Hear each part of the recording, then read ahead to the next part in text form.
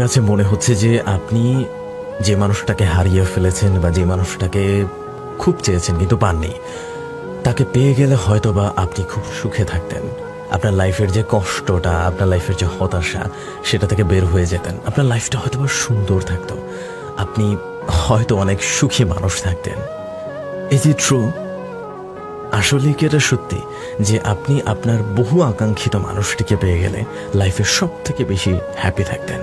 এই কষ্টগুলো বা এই টেনশনগুলো, এই দুর্দশাগুলো থেকে রিলিফ থাকতেন? Is it right? আমরা না মনে করি যে আমরা যাকে হারিয়ে ফেলেছি, আমরা যাকে পাইনি, তাকে যদি পেতাম, যদি সে আমার লাইফে থাকতো, আমার লাইফটা হয়তো অন্যরকম হয়ে যেত।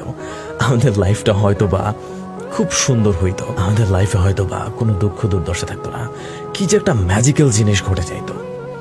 আসলে না, আপনি সেই মানুষটাকে অ্যাচিভ করতে পারেননি, কাঙ্ক্ষিত মানুষটিকে পাননি বা পাওয়ার সুযোগ নেই বলে আপনার কাছে মনে হচ্ছে যে ওটাই আপনার লাইফের বেস্ট অপশন, বেস্ট চয়েস ছিল। আসলে না।